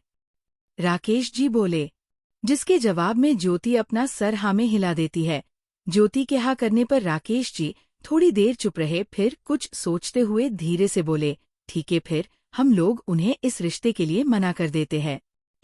अपने पापा की बात सुन ज्योति एकदम एल्स चौंक गई और वो अपने पापा की तरफ देखने लगी। वही ज्योति को अपनी तरफ देखता देख राकेश जी बोले, हाँ बेटा, मुझे मालूम ही तुम भी ऐसे इंसान से शादी नहीं करना चाहोगी जो पहले ही बाप हो। ऐसा नहीं ही पापा, मैं मैं इस शादी के लिए तैयार हूँ। ज्योति धीरे से अपना सर झुका के बोली। ज्योति की बात सुन राकेश जी और ओम चौंक के ज्योति को देखने लगे, जो अपना सर झुका के बैठी हुई थी। लेकिन बेटा, ओ हाँ पापा, मुझे बहुत अच्छे से मालूम है किसी बच्चे का उसकी माँ के बगैर रहना कितना मुश्किल होता है। अपनी माँ के बगैर किसी बच्चे की जिंदगी बहुत मुश्किल हो जाती है, और मैं नहीं चाहती मेरे और ओम की तरह आहान भी अपनी माँ के बगैर बड़ा हो, ज्योति बोली। ज्योति की बात सुन अब राकेश जी चुप हो गए। थोड़ी देर की चुप्पी के बाद राकेश जी अपनी जगह से उठते हुए बोले, ठीक है, फिर अगर तुम्हें इस शादी से कोई प्रॉब्लम नहीं है तो मुझे भी कोई दिक्कत नहीं है। मैं सर को कॉल करके बता दूंगा कि हमें ये रिश्ता मंजूर है। इतना बोल के राकेश जी अपने कमरे में चले गए। वही ओम अपनी बहन के पास बैठ के बोला, दीदी, आप ऐसे इंसान से शादी करना चाहती हो जो पहले से। ऐसा नहीं है बिट्टू, मुझे मालूम है उनके पास पहले से बेबी ही, लेकिन वो बच्चा एक बिना माँ का बच्चा है, और बिना माँ के जिंदगी कैसी होती है ये हमसे बेहतर कौन जानता, बता। ज्योति ओम की तरफ देख हल्के से स्माइल करके बोली, दी, लेकिन ओम, क्या तुझे अपनी बहन के फैसले पर भरोसा नहीं है? ज्योति ओम के कुछ बोलने से पहले बोली, नहीं दी, ऐसा नहीं है। लेकिन इतना बोल के ओम चुप हो गया। क्यों, तुझे तेरे जीजाजी पसंद नहीं आए जो तू इतने नखरे दिखा रहा है? ज्योति अब मजाक के मूड में आते हुए बोली। ज्योति के ऐसे बोलने पर ओम मुस्कुरा दिया, ऐसा नहीं है दी, जीजू तो एकदम हीरो जैसे हैं, मुझे बहुत पसंद आए, ओम बोला। ओम की बात सुन जानवी भी मुस्कुरा दी। वही राकेश जी अपने दोनों बच्चों की बात सुन मुस्कुरा दिए और दोनों को एक नजर देख बाहर चले गए। ज्योति के हाँ करने के बाद राकेश जी ने महेंद्र जी को बता दिखा कि ज्योति शादी के लिए तैयार है। ज्योति की हाँ सुन के सुजाता जी के तो पर जमीन पर रुक ही नहीं रही थी। उन्होंने तो राकेश जी के फोन करते ही पंडित जी तक को शादी के डेट निकालने के लिए बुला लिया था। शादी की डेट से पहले अंश और ज्योति की एंगेजमेंट डेट निकली जो 10 दिन बाद की थी। वही शादी की 2 महीने बाद 25 अक्टूबर की निकली शादी की डेट निकली। सुजाता जी ने महेंद्र जी कॉल करके राकेश जी को डेट बताने को बोल दिया था। एंगेजमेंट और शादी की डेट डिक्लेयर होने के 8 दिन बाद अंश को मालूम चल चुका था ज्योति ने शादी के हाँ कर दी ही, जिसके चलते अंश गुस्से में घूम रहा था, क्योंकि उसे लगा आहान के बारे में जाना कि ज्योति शादी से माना कर देगी। लेकिन यहाँ तो उल्टा, ज्योति ने शादी के लिए हाँ कर दी थी। 2 दिन बाद अंश की एंगेजमेंट थी, जिसके लिए घर में सभी आज शॉपिंग पर गए थे। अंश भी उनके साथ गया। वही ज्योति और ओम को भी सुजाता जी ने अपने साथ शॉपिंग पर बुलाया था। इस वक्त सभी लोग मॉल में लहंगे की शॉप पर बैठे हुए थे। ज्योति जानवी के पास बैठी हुई थी और उसकी गॉड में आहान बैठा हुआ था। क्या तुम्हें कुछ पसंद आया? जानवी ज्योति से बोली, जो आहान के साथ खेलने में बिजी थी। जानवी के पूछने पर ज्योति जानवी को देखकर बोली, दी, मुझे कपड़ों में ज्यादा कुछ समझ नहीं आता, आपको जो ठीक लगे वो ले लीजिए। ज्योति के ऐसे बोलने पर जानवी और सुजाता जी हंस दी। तुम ऐसी पहली लड़की होगी जिसे शॉपिंग करना पसंद नहीं, चलो मैं ही तुम्हारे लिए एक लहंगा सिलेक्ट कर देती हूँ। इतना बोल के जानवी सामने लगे लहंगों को देखेंगे लगी। तभी उसकी नजर एक ऑलिव कलर के लहंगे पर पड़ी जो दिखने में बहुत खूबसूरत था। जानवी उसे ज्योति के लिए सिलेक्ट करके अंश को दिखाती है, जिसने एक नजर लहंगे को देख वापस अपने फोन में बिजी हो गया। वही उसके ऐसे करने पर सुजाता जी और जानवी अपना सर हिला के ज्योति को उसे ट्राई करने भेजती है। करीब 5 मिनट के भीतर ज्योति एक ऑलिव रंग का डायमंड वर्क लहंगा पहले सभी के पास आती है। ज्योति के आते ही सभी की नजर उस पे पड़ी। बाकाई ज्योति पर वो लहंगा जंच रहा था। सभी उसकी तारीफ करते हैं, लेकिन अंश अब भी अपने फोन में बिजी थी। उसने एक बार भी ज्योति को नहीं देता, जिसकी वजह से ज्योति को थोड़ा बुरा लगा, लेकिन उसने किसी को ये महसूस नहीं होने दिया। अंश, क्या हम ज्योति के लिए ले ले? जानवी बोली। आपको जो अच्छा लगे वही कीजिए भाभी, अंश फोन में देखते हुए बोला। अंश के ऐसे बोलने पर ज्योति का चेहरा जो पहले खिला हुआ था वो अचानक उतर गया, जिसे सबने नोटिस कर लिया था। अंश, एक बार अगर तुम बता दोगे कि ज्योति पर ये लहंगा कैसा लग रहा है तो तुम्हारा क्या चला जाएगा? सुजाता जी अंश पर गुस्सा होते हुए बोली। अपनी माँ की डांट खाने के बाद अंश एक नज़र अपनी माँ को देखता है, जो गुस्से में उसे घूर रही थी। अपनी माँ को देखने के बाद अंश नॉर्मली ज्योति की तरफ अपना सर घुमा के देखता है, तो उसकी नज़र मानो ज्योति पर ही अटक जाती है। ऑलिव रंग का लहंगा पहने ज्योति को देख अंश की नज़र उस पे कुछ पल अटक गई। अंश अभी ज्योति को देख ही रहा था कि अचानक उसका फोन बजने लगा, जिसकी आवाज़ सुन अंश का ध्यान ज्योति से हटा और वो बिना कुछ कहे उठ के चला गया। वही अंश के ऐसे जाने पर ज्योति का चेहरा एक बार फिर उतर गया। ज्योति के लिए लहंगा सिलेक्ट होने बाद जानवी अपने लिए लहंगा देखने लगी। काफी देर लहंगा देखने बाद उसने भी अपने लिए एक लहंगा ले लिया। अब बारी थी अंश के कपड़ों की। जानवी और सुजाता जी ने अंश के लिए भी ऑलिव कलर का फॉर्मल कुत्ता कोटी विथ चूड़ीदार लिया था। एक एक करके सभी की शॉपिंग होने बाद सभी ने साथ में मिलके एक होटल में डिनर किया। डिनर के बाद ज्योति और उसका भाई सभी से विदा लेकर अपने घर को निकल गए और अंश, जानवी, सुजाता जी और आहान अपने घर को। एंगेजमेंट वाली शाम हो चुकी थी। सभी मेहमान भी आने शुरू हो गए थे। एंगेजमेंट बालिया हाउस से थी, जिसके लिए मैशन का गार्डन तैयार करवाया गया था। वही घर के बड़े यानी सुजाता जी और महेंद्र जी तैयार होके मेहमानों को स्वागत कर रहे थे। वही घर के बच्चे वो तैयार हो रहे थे। बच्चे यानी जानवी, ध्रुव, आहान। वही अंश अपने कमरे में बैठा अपने हाथ में एक ड्रिंक का ग्लास लेकर खड़ा संजना की एक बड़ी सी फोटो फ्रेम के सामने खड़ा अपने आंसू रोक के खड़ा था। तभी अचानक उसके कमरे का डोर ओपन हुआ और ध्रुव अंदर आते हुए अंश को आवाज देते हुए अंदर आया। लेकिन अंश को अभी तक तैयार हुआ ना देख, उल्टा उसे ड्रिंक करते देख ध्रुव अंदर आते हुए उसके हाथ से ग्लास लेकर बोला, क्या कर रहा है तू? आज तेरी एंगेजमेंट है और तू यहाँ खड़ा होके ये सब कर रहा है। ध्रुव की आवाज सुन अंश अपनी आंसू भरी आंखों से ध्रुव की तरफ देखता है। तू रो रहा है? अंश, क्या हुआ? तू रो क्यों रहा है? अंश की आंखों में आंसू देख ध्रुव उसके चेहरे को अपने हाथों में भर के बोला, भाई मुझे नहीं करनी ये एंगेजमेंट, मुझे नहीं करनी किसी से शादी। भाई मैं संजना को प्यार करता हूँ और हमेशा उसी से करता रहूंगा। प्लीज भाई तो मुझे समझिए। अंश रोते हुए बोला। अंश के ऐसे रोने पर ध्रुव उसे अपने गले से लगा लेता है और उसे शांत करते हुए बोला, चुप हो जा अंश, मुझे मालूम है तुम संजना को नहीं भूल पा रहे, लेकिन अंश एक बार आहान के बारे में सोचो। उसे आज नहीं तो कल अपनी माँ कमी कहीं ना कहीं महसूस होगी। खुद के लिए ना सही आहान के लिए शादी कर लो अंश। आहान के लिए आप सब हो, में हो तो फिर शादी करने की क्या जरूरत है भाई?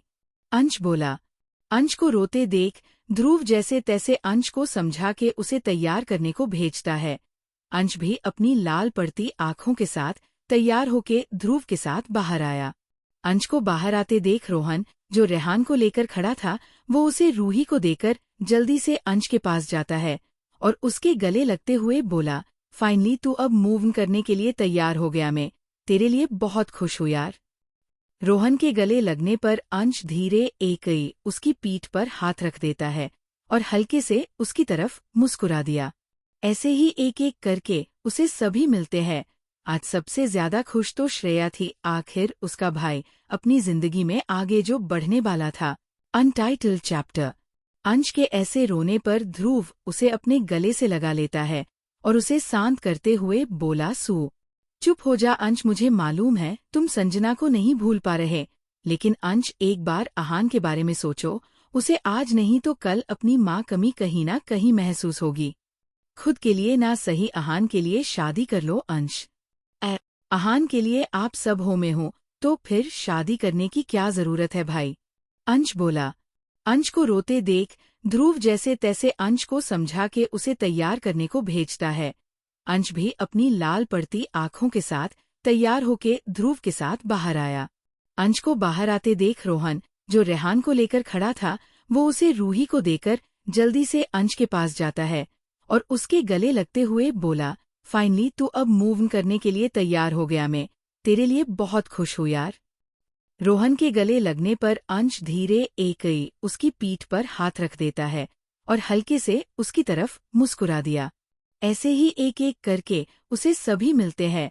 आज सबसे ज्यादा खुश तो श्रेया थी, आखिर उसका भाई अपनी जिंदगी में आगे जो बढ़ने वाला था। आगे सभी लोग अंश से मिलके आपस में बातें करने लगे। अंश ने इस वक्त अपनी गोद में श्रद्धिर को उठा रखा था और उसकी तरफ हल्के से मुस्कुरा के सबसे बातें कर रहा था।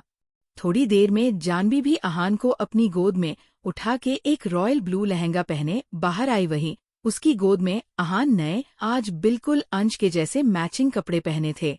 जानवी सभी को एक साथ खड़े देख सीधी उनके पास चली गई। जानवी को आया देख सभी लकड़ियां उसे मिली। वही श्रेया आहान को अपनी गोद में ले लेती है। मेरा लड्डू आज कितना हैंडसम लग रहा है, श्रेया आहान के गाल खींच के बोली। वही आहान श्रेया के गाल खींचने पर अपने होठ बढ़ाने लगा और अंश को देख अपने दोनों हाथ उसकी तरफ फैला के रोने लगा। आहान के रोते ही अंश जल्दी से आगे आकर उसे अपने दूसरे हाथ पर लेकर उसे भी अपनी गोद में ले लेता है। वही अंश की गोद में जाते ही आहान चुप हो गया। श्रद्धिर अभी छोटा था, जिसकी वजह से वो बिना सहारे के गोद में बैठा नहीं रह सकता, जिसके चलते अधीर उसे अपनी गोद में ले लेता है। सभी अब वापस खड़े होके बातें करने लगे। वही दादी सुजाता जी, महेंद्र जी, जानकी जी सभी मेहमानों का स्वागत कर रही थी। थोड़ी देर में राकेश जी, ओम और ज्योति वहां आए। सुजाता जी ज्योति को देख खुश होके उसके सर पर हाथ फेरती है। वही ज्योति झुक के उनके पैर छूती है। सुजाता जी के बाद ज्योति दादी जानकी जी और महेंद्र जी के पैर छूती है। सुजाता जी ज्योति के आने बाद जानवी को बुला के सभी से उसे मिलवाने को बोली है। जानवी ज्योति को अपने साथ लेकर सभी के पास जाके उसे एक एक करके सभी से मिलवाती है।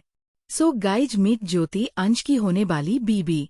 जानवी बोली, और ज्योति ये श्रेया अंश की छोटी बहन, ये इसके पति अधीर कपूर और ये इनका बेटा श्रद्धिर। ज्योति को देख श्रेया अपना हाथ हिला देती है, जिसपे ज्योति भी मुस्कुरा दी। ऐसे ही करके जानवी एक एक करके सभी को मिलवाती है और आखिर ने ध्रुव की बाह पकड़ के बोली, और ये है तुम्हारे होने वाले पति के बड़े भाई और मेरे पति ध्रुव जी। जानवी की बात सुन ज्योति ध्रुव को देखती ही जो उसकी तरफ हल्के से मुस्कुरा दिया। फिर सभी आपस में बात करने लगे। लड़कियां ज्योति से उसकी स्टडी और कैरियर के बारे में पूछती है, जिसपे ज्योति ने उन्हें बताया कि वो दिल्ली की गार्गी कॉलेज से BCA कर रही है। उसके बाद उसका प्लान किसी बड़ी कंपनी में जॉब करने का था। सभी लड़कियों जान के खुश हुई कि ज्योति अपनी लाइफ में कुछ करना चाहती है। थोड़ी देर में रोहन गार्डन एरिया में बनाए एक स्टेज पर खड़ा होके रिंग सेरेमनी शुरू करने को बोलता है, जिसके लिए वो सबसे पहले अंश को स्टेज पर बुलाता है। अंश के आने बाद रोहन ज्योति को बुलाता है। ज्योति भी धीरे धीरे चल के स्टेज पर आई और आके अंश के पास खड़ी हो गई, लेकिन इस बीच अंश ने एक बार भी ज्योति को नहीं देखा। सो दोस्तों, हम सबको जिस पल का इंतजार था वो घड़ी आ चुकी है। आज मेरे जिगरी दोस्तों अंश की सगाई। आज मैं बहुत ज्यादा खुश हूँ। अब चाहिए ज्यादा देर न करते हुए रिंग एक्सचेंज सेरेमनी शुरू करते हैं। सो लेडीज, रिंग लाइए और हमारे होने वाले बकरे दूल्हे को उसकी रिंग दीजिए, ताकि वो मेरी होने वाली प्यारी सी भाभी को वो रिंग पहना सके। रोहन बोला। वही रोहन की बकरे वाली बात सुन सभी लोग हंसने लगे। वही अंश उसे एक नजर घूर के देखता है, जिसपे रोहन अपने दांत दिखा देता है। जानवी आगे आके एक थाल में रखी 2 रिंग बॉक्स अंश और ज्योति के सामने करती है। अंश कुछ पल उस रिंग को घूरता है और धीरे से हाथ आगे बढ़ा के रिंग उठा लेता है। अंश के रिंग लेने के बाद ज्योति भी धीरे से रिंग उठा लेती है। तो पहले मेरा दोस्त भाभी को रिंग पहनाएगा, रोहन माइक पे बोला। रोहन की बात सुन सभी गेस तालियां बजने लगे, लेकिन अंश जो अपनी ही सोच में घूम रहा, वो ज्योति को रिंग पहनाना तो दूर उसकी तरफ देख भी नहीं रहा था। अंश को ऐसे खड़े देख ध्रुव जल्दी से आगे आके धीरे से उसके कान में कुछ बोल के पीछे हट गया। ध्रुव की बात सुन अपने सेंस में वापस आया और अपना सर घुमा के सभी मेहमानों को तरफ देखता है, जो उसे बहुत अजीब तरह से देख रहे थे। सभी को ऐसे अपनी तरफ देखते देख अंश अपना सर इधर उधर करके धीरे से ज्योति के सामने अपना हाथ बढ़ाता है। अंश के हाथ मांगने पर ज्योति अपना हाथ उसके हाथ में देती है वही अंश बिना उसकी तरफ देखें ज्योति को अपने कांपते हाथ से रिंग पहनाने लगा। रिंग पहनते ही ज्योति की अचानक अपने हाथ पर कुछ गीला सा महसूस हुआ। वो अपने हाथ को देखती है जहां एक बूंद उसके हाथ पर गिरी थी। उस पानी की बूंद को देख के ज्योति अंश के चेहरे की तरफ देखती है जिसकी आंखों में आंसू थे। वही उसका एक आंसू बूंद बनके जानवी के हाथ पर गिर गया। वही अंश के अंगूठी पहनाते ही सभी गेस्ट तालियां बजाने लगे। रोहन माइक से अंश को बधाई देने लगा। वही ज्योति जो अंश के चेहरे को गौर से देख रही थी, पता नहीं क्यों उसे अंश के आंसू देखकर अपने दिल पर एक भारीपन महसूस हो रहा था। उसका दिल अभी इसी वक्त अंश को हग करके उसके रोने की वजह पूछना चाहता था, लेकिन वो सबके सामने ऐसा नहीं कर सकती। अब मेरी होने वाली भाभी अंश को रिंग पहनाएगी। रोहन वापस माइक पे बोला। रोहन की आवाज सुन जानवी का ध्यान अंश से टूटा जिसने अब तक अपने आंसू कंट्रोल कर लिए थे। ज्योति रोहन की बात सुन अंश के चेहरे की तरफ देखते हुए ही धीरे से अपना हाथ आगे बढ़ा के अंश का हाथ मांगती। ज्योति के हाथ मांगने पर अब कहीं जाके अंश अपनी नजर उठा के ज्योति की तरफ देखता है तो मानो उसे देखता ही रह गया। ऑलिव कलर का लहंगा पहने, खुले बाल, गले में सिंपल गोल्ड की पतली सी चेन, होठों पर हल्की हल्की लिपस्टिक, आंखों में काजल, माथे पर छोटी सी क्रिस्टल बिंदी, कानों में झुमके, चेहरे पर हल्का हल्का मेकअप, कुल मिला के ज्योति वाला की खूबसूरत लग रही थी। अंश तो ज्योति को देखकर एक पल को अपनी पलके तक झपकाना भूल गया था। उसका ध्यान ज्योति से तालियों की गड़गड़ाहट के शोर से टूटा।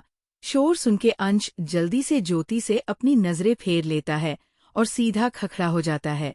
रिंग बदलने के बाद सभी गेस्ट एक एक करके अंश और ज्योति को बधाई देते। ज्योति को इन सब चीजों को आदत नहीं थी, इसलिए वो हिचकिचा के बस सभी की तरफ मुस्कुरा रही थी।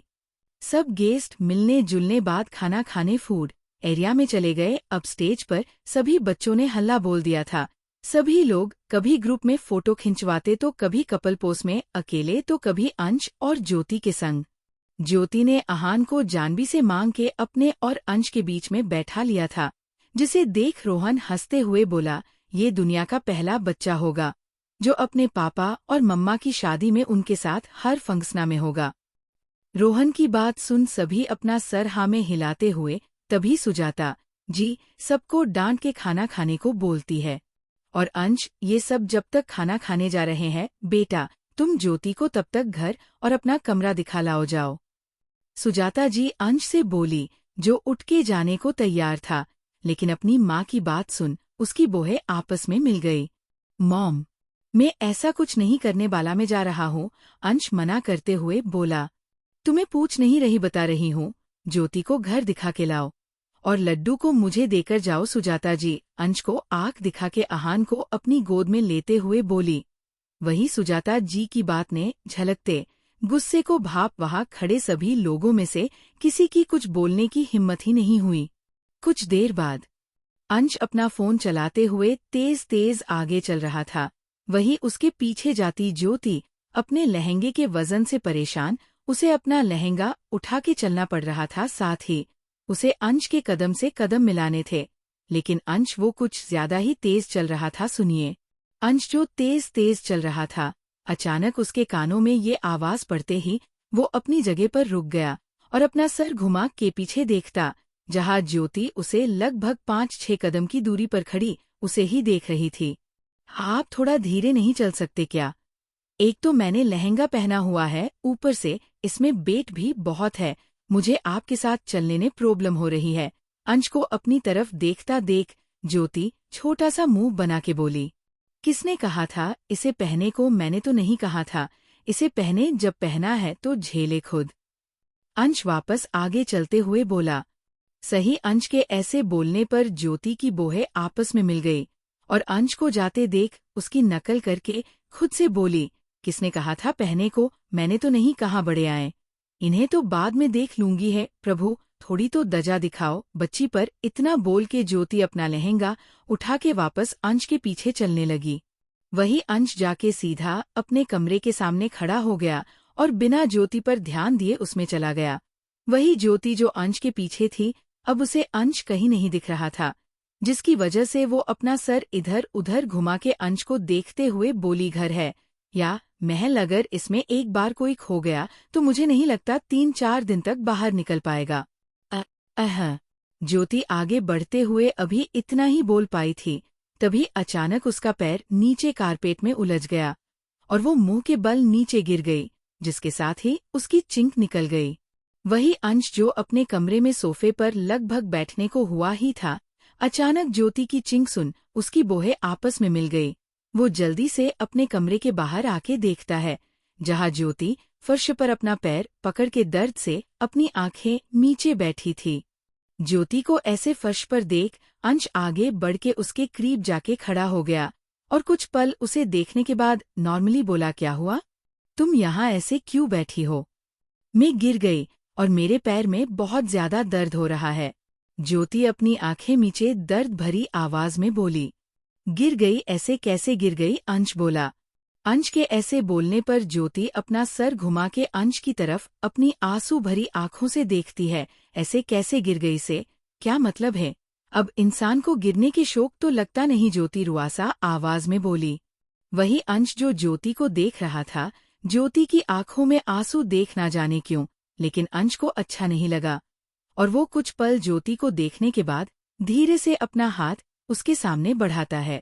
वही ज्योति जो अपने आंसू रोकने की कोशिश कर रही थी, अंश के हाथ को अपने सामने आया देख वो अपना सारे घुमा के अंशु की तरफ देखती ही, जो इमोशन लेश होके उसे देख रहा था।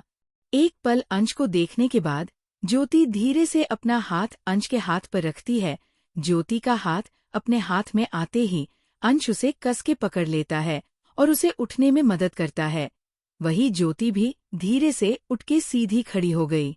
अंश जैसे ही ज्योति का हाथ छोड़ता है, जिसे ज्योति का बैलेंस बिगड़ गया और वो वापस गिरने लगी। वही ज्योति को वापस गिरता देख अंश जल्दी से आगे बढ़ के अपना एक हाथ उसकी कमर पर लपेट उसे खुद की तरफ खींच लेता है। अंश के ऐसे खींचने पर ज्योति आके सीधी अंश के सीने से टकरा गई। कुछ सेकंड वैसे ही खड़े रहने के बाद अंश वापस ज्योति को सीधा खड़ा करता है, लेकिन ज्योति अपने पैर पर सीधी खड़ी नहीं हो पा रही थी। ज्योति को सीधी खड़ी होते ना देख अंश की बोहें आपस में मिल गई। तुम सीधी खड़ी क्यों नहीं हो रही? अंश ज्योति को अपने एक हाथ का सहारा देकर बोला। आई थिंक पैर में गिरने से मोच आ गई है। ज्योति अपने पैर में उठ रहे दर्द को बर्दाश्त करते हुए अपनी आंखें मीचे के बोली। ज्योति की बात सुन अंश ज्योति को गौर से देखता है, जो अपना एक पैर लटका के खड़ी थी। वही उसके चेहरे पर दर्द के भाव साफ साफ दिख रहे थे, जो साफ बता रहे थे कि ज्योति को कितना ज्यादा दर्द हो रहा है। कुछ पल ज्योति को देखने के बाद अंश एक गहरी सांस छोड़ के धीरे से आगे बढ़ा और ज्योति के करीब होके झुका के उसे एकदम से अपनी गोद में उठा लेता है।